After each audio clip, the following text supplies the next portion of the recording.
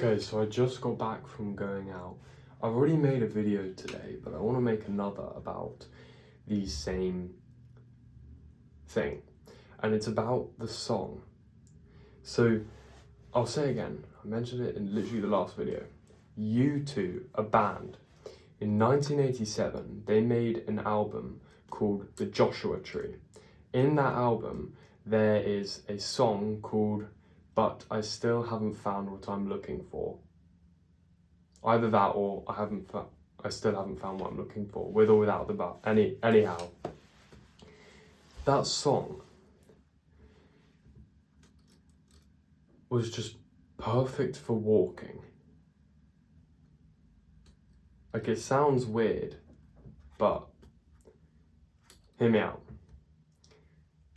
So so this is what happens. So I'm doing an essay question for my midterm essay, and on the WhatsApp group for our midterm essay group, I see that one of the girls has said, "We're on the first floor."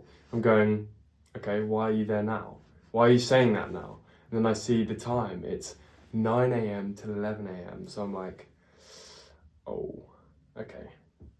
But because I saw a video recently where it was talking about the emotional frequencies, if you just go about your day with the sense of everything will be all right in the end, like that feeling, I think it's contagious in a way.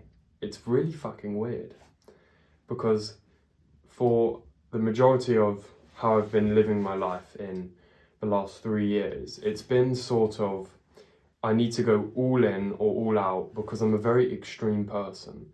And there's been batches of my life where I'm very disciplined, I'm very regimented, and I'm very true to the life I want to live, which is just not a harsh one, but I want to seek pain because then the rest of your life is comparatively better. This is just basic self-improvement stuff. But this song is very similar to Let It Happen by Tame Impala. And I say that in the sense of, not Tame Impala. It's very similar to Bittersweet Symphony. And the reason I say that is because in Bittersweet Symphony, the song, the music video is him walking along uncut the whole time. And it's a walking song. You can walk to that song. And with I Still Haven't Found What I'm Looking For, it is a walking song. The beat you can walk to. And just imagine this. You're listening to U2's I Still Haven't Found What I'm Looking For. And the sun's in your eyes. You can't help but smile because the sun's rays have blessed you with sunlight, because you don't get that every day here in England, I'll tell you that. And you're just walking along, you see the trees. You see the trees for what they are. You see it as it's like a picture. You're not focusing on anything else, but you sort of zoomed out of your frontal perspective and into more of a third person perspective of looking at the trees and nature. And there's moments like that happening a lot. It's happening a lot more frequently now, where I just, whether I'm listening to music or not, and I'm just looking up at the sky or trees or the sun or the ground, the dirt, and I'm just going, nature is truly beautiful. Because I haven't appreciated it for most of my life, as most people don't, I think. But yeah, nature can be truly amazing. Not even in its most beautiful and extreme forms. I mean, literally the tree outside. It's beautiful. Nature is beautiful. So I'm walking along to this song, and it's a great song. You can just walk to it for so long. I was thinking about, because I want to do the Camino de Santiago, which is a massive walk across Spain. And I would do that with my mum, my family maybe, or with a few friends. I really don't mind. I just want to do the walk. And I had this song whilst walking on repeat, like the whole time. It was the only song I was listening to there and back. And the walk's like 20-30 minutes there, and then another 20-30 minutes on the way back. And I'm listening to it thinking, I could just take a speaker to Spain and do the Camino de Santiago whilst listening to I Still Haven't Found What I'm Looking For on repeat.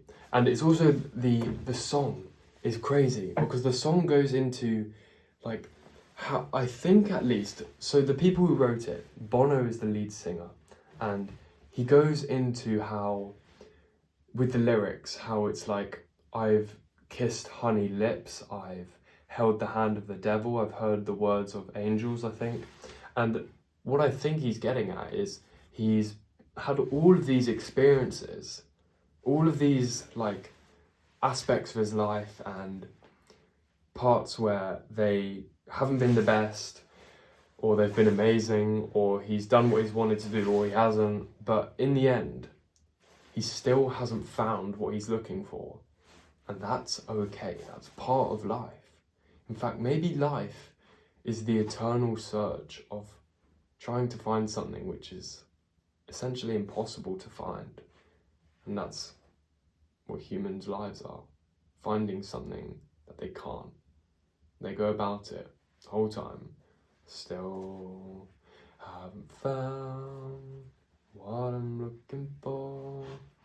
And it's got the same tone as Tame Impala's Let It Happen. Not the same walking beat, but it's got the same idea of just life to an extent, because in self-improvement space, they're very like for taking action, which is really good.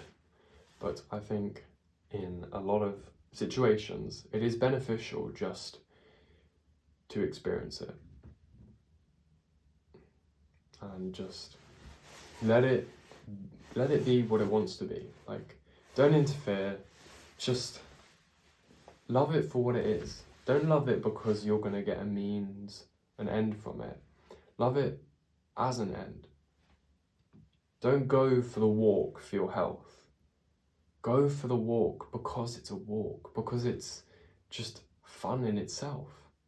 You shouldn't be walking for the benefits of walking, going, oh, thinking of all the benefits, oh, I'm going to be so much more like, I'm going to have such better brain clarity after this, or something like that. No, do the walk for what it is. The benefits are just a bonus. Money is just a bonus. Character is everything. Where was I going with this? Yeah, so how the benefits actually worked out, I was very interactive and very feeling brain oriented when I was talking with my study group. And I found that very useful and beneficial because it's just really nice not having the thinking brain paralyze you when talking. And that's going back to conversation spiral, which is a thing I've made on already. So I do this thing for about an hour, like, because, and I know I was enjoying it because I lost count of the time a little bit. I wasn't even checking the time very often, but yeah, they're a nice group of people.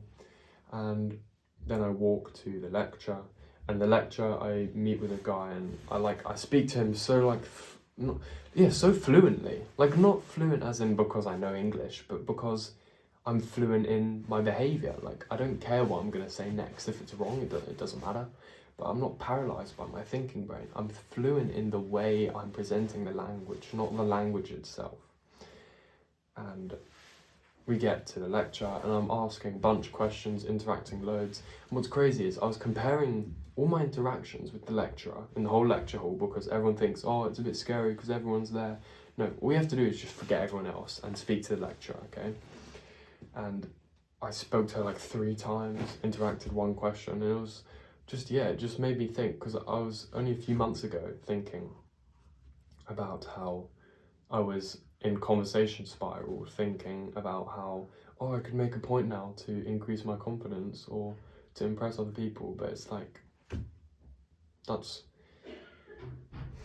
I don't think, sometimes the superficial benefits and outcomes are a motivator, but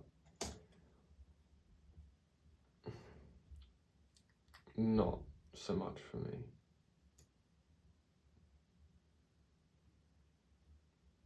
Of course they're nice, but yeah. Those are just my thoughts when I was coming back. I don't know if you understood all of that or you didn't, but at least I have ideas. I think, oh yeah, this is one other idea as well.